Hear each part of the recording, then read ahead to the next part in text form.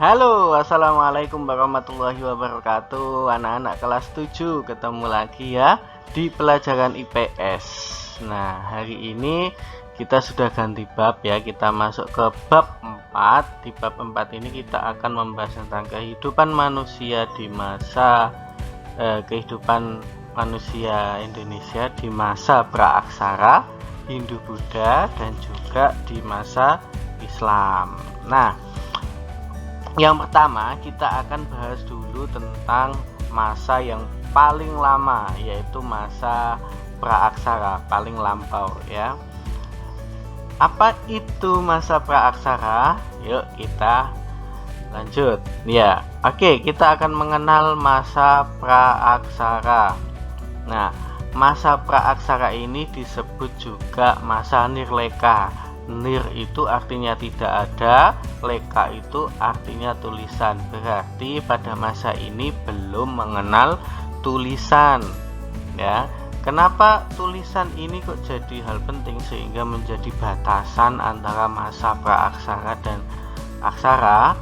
Nah, ini jawabannya. Karena penemuan aksara merupakan faktor penting untuk mengetahui peradaban. Nah, setelah manusia mengenal huruf, mengenal tulisan, itu kita lebih mudah untuk mengetahui peradaban pada masa itu. Misalnya kalau di Indonesia setelah zaman Kutai itu sudah ditemukan tulisan, ada yupa. Nah, itu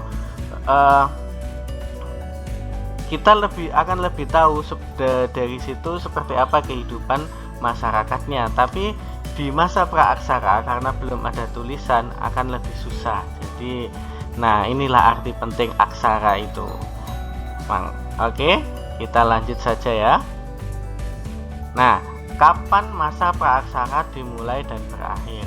Nah, masa praaksara dimulai sejak manusia ada. Jadi mulai manusia ada itu sudah masuk masa praaksara. Nah, terus berakhirnya kapan? Nah, ini anak-anak. Jadi berakhirnya itu di setiap tempat berbeda-beda.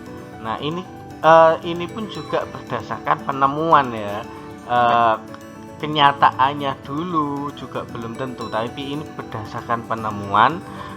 Ternyata manusia di daerah ini itu mengenal huruf di tahun berapa, seperti itu. Nah, berbeda-beda seperti di Mesir dan Mesopotamia. Di sana masyarakatnya sudah mengenal huruf itu pada tahun 3000 sebelum Masehi. Jadi sudah lama mereka sudah mengenal huruf ya. Ini dilihat dari di bangunan-bangunan mereka, itu piramid. Nah, di situ sudah banyak ukiran-ukiran yang mempunyai arti, maksudnya itu sudah ada tulisan yang bisa dipahami oleh masyarakat di waktu itu. Sementara di Indonesia sendiri itu baru mengenal tulisan dan meninggalkan masa praaksara sekitar tahun 5 Masehi. Jadi jaraknya cukup jauh ya antara Mesir dan di Indonesia. Tapi anak-anak, ini berdasarkan penemuan ya. Kenyataannya dulu juga belum bisa dipastikan benar ya. Kenapa? Karena di tahun 5 Masehi ini ditemukan yupa. Ada yupa yang tertulis di tahun 5 Masehi yang merupakan peninggalan kerajaan Kutai. Di situ ada tulisannya ya. Nah, seperti itu. Sebelum ini bisa jadi sudah mengenal tulisan, tapi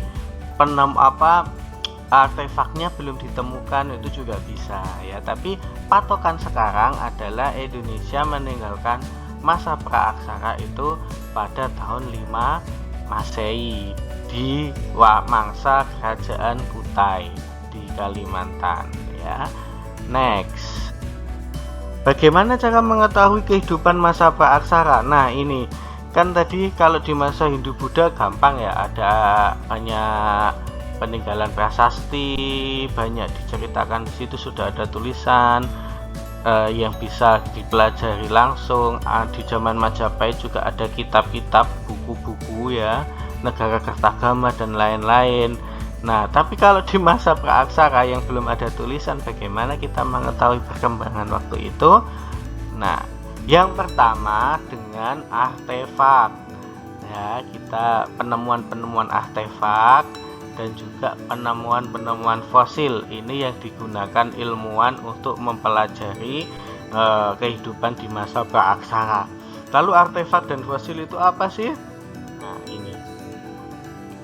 Next, artefak. Nah, artefak merupakan benda arkeologi atau peninggalan benda-benda bersejarah, yaitu semua benda yang dibuat atau dimodifikasi oleh manusia yang dapat dipindahkan. Artefak membantu kita untuk memperkirakan bagaimana perkembangan kehidupan manusia. Nah, ini anak-anak, ada gambar-gambar ini alat-alat yang digunakan oleh manusia di masa praaksara, ya, untuk berburu, untuk memasak dan lain-lain. Nah, ini benda-bendanya, ya, seperti banyak ditemukan di pesisir Sumatera Utara sana, ya, beberapa alat berburu yang digunakan manusia pada saat itu, alat-alat untuk menangkap ikan juga, ya. Jadi nanti juga akan kita pelajari ada zaman batu, manusia masih menggunakan batu-batu yang diruncingkan, lalu nanti masuk zaman perunggu dan lain-lain. Jadi sudah ada logam, zaman logam, ya. Oke, next. Lalu fosil. Fosil ini apa? Sisa-sisa atau bekas-bekas kehidupan yang menjadi batu atau mineral. Nah, fosil membantu untuk mengetahui pertumbuhan fisik makhluk hidup. Nah, dengan adanya fosil kita tahu pertumbuhan fisiknya makhluk hidup pada waktu itu. Jadi rangka yang sudah jadi mineral itu dirangkai, ternyata membentuk apa, membentuk manusia seperti apa, nanti bisa diperkirakan, ya, bisa dipelajari oleh para arkeolog. Nah, ini untuk fosil, ya. Kalau artefak tadi kan mempelajari kehidupan, bagaimana masyarakat zaman praaksara itu hidup, mereka makan caranya gimana. Nah, kalau fosil ini untuk mengetahui pertumbuhan fisiknya dari satu masa ke masa selanjutnya, itu perkembangannya seperti apa. Oke, next. Nah, sekarang kita masuk periodisasi masa praaksara. Nah, masa praaksara ini diperiodisasi berdasarkan geologis. Geologis itu bumi, ya, ilmu bumi. Jadi bagaimana bentuk bumi pada waktu itu juga menjadi periodisasi masa praaksara. Nah, diperiodisasi juga secara arkeologi. Nah, kalau arkeologi itu berarti berdasarkan penemuan-penemuan artefak tadi, ya. Lalu juga periodisasi berdasarkan perkembangan kehidupan. Jadi manusia mulai bercocok tanam, manusia masih berburu. Nah, perkembangan kehidupan ini nanti ada periodisasinya, ya. Next, periodisasi secara geologis. Nah, untuk pertemuan kali ini kita bahas tentang periodisasi secara geologis dulu, ya. Oke, yang pertama ada zaman Arkaikum, lalu ada zaman Paleozoikum, lalu zaman Mesozoikum, dan yang terakhir zaman Neozoikum. Zaman Neozoikum ini nanti dibagi juga menjadi dua, ada zaman Neozoikum tertier sama kuartier. Nah, apa itu? Kita bahas selanjutnya. Next. Nah, zaman Arkaikum nih, kalian bisa lihat foto background ini. Nah, bumi keadaannya diperkirakan seperti ini, panas, ya. Zaman Arkaikum ialah era tertua dan berlangsung sekitar 2500 juta tahun yang lalu. Sangat lama. Waktu paling awal ketika bumi terbentuk. Ini awal-awal bumi terbentuk. Keadaan bumi pada masa Arkaikum sangat mengerikan karena kekurangan oksigen dan masih panas, Nah, kita masuk ke zaman yang kedua di periodisasi geologis, yaitu zaman Paleozoikum. Nah, pada masa ini kerak bumi mulai terbentuk anak-anak ya. Ini berlangsung sekitar 340 tahun yang lalu. Nah, tanda-tanda kehidupan juga sudah mulai muncul dengan adanya binatang-binatang kecil yang tidak bertulang punggung ya, seperti ikan, lalu amfibi. Amfibi itu hewan yang bertulang belakang yang hidup di dua alam, yaitu kayak seperti kata itu ya, dia di darat dan juga di laut bisa hidup. Lalu ada juga reptil. Nah, reptil ini hewan-hewan yang melata itu ya, kadal, komodo dan lain-lain. Tapi bentuknya zaman itu jelas beda dengan reptil yang ada sekarang ya. Oke, next. Lalu ada zaman Mesozoikum. Nah, kehidupannya sudah mulai berkembang lagi dari hewan-hewan yang lebih kecil tadi, amfibi, ikan-ikan ya. Ini berlangsung kira-kira 140 juta tahun yang lalu. Kehidupan di bumi sudah mulai berkembang. Nah, masa ini juga disebut zaman reptil karena banyak sekali reptil ya. Pada masa ini binatang-binatang mencapai bentuk tubuh yang besar sekali dan sering kita sebut dinosaurus.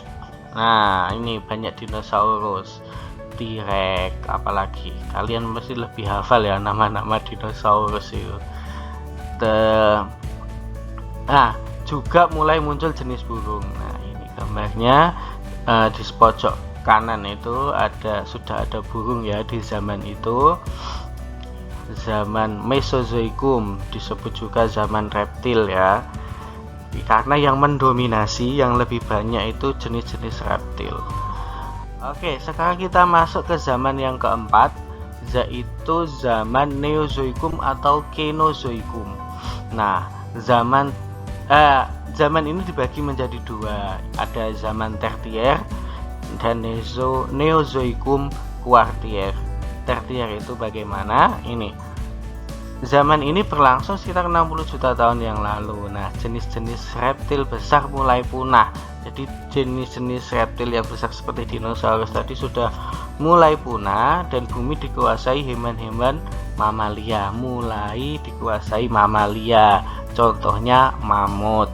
Karena ini kalau film Ice Age ya, kalau kalian pernah nonton itu, Bapak suka film Ice Age 1 sampai 3 itu ya, itu adalah masa peralihan zaman Tertier ke Kuartier ya. Ini di sini ada seperti mamut, pokoknya hewan-hewan mamalia itu yang menjadi penguasa ya, kera-kera seperti itu, hewan-hewan yang menyusui. Oke, yang terakhir di zaman ini ada zaman Kuartier, berlangsung sekitar 3 juta tahun yang lalu. Ini zaman penting karena awal manusia pertama kali di bumi. Nah, ini mulai ada manusia. Teorinya seperti itu ya. Teori ilmuwan maksudnya ya. Karena nanti di agama, setiap agama kan juga punya pendapat sendiri-sendiri ya tentang awal adanya manusia ini. Oke. Nah, ini kalau kalian lihat film Ice Age, jadi itu adalah peralihan dari zaman Tertier tadi menuju ke zaman Kuartier, di mana mulai ditemukan manusia. Nah, di film itu kan diceritakan ya, si mamut sama Diego sama satunya siapa itu kan mereka menemukan anak kecil dan mencoba untuk mengembalikan ke orang tuanya. Dan mereka itu awal adanya manusia ya di film itu, peralihan dari zaman Tertier ke Kuartier. Mamutnya ini kan juga mamut tinggal sedikit ya, bisa dibilang mamut generasi terakhir di film itu ya. Oke, Itu anak-anak, terima kasih sudah menyimak penjelasan Bapak hari ini. Apabila ada kesalahan atau kepanjangan durasinya, Bapak mohon maaf ya. Wassalamualaikum warahmatullahi wabarakatuh. Sampai jumpa di video selanjutnya. Dadah.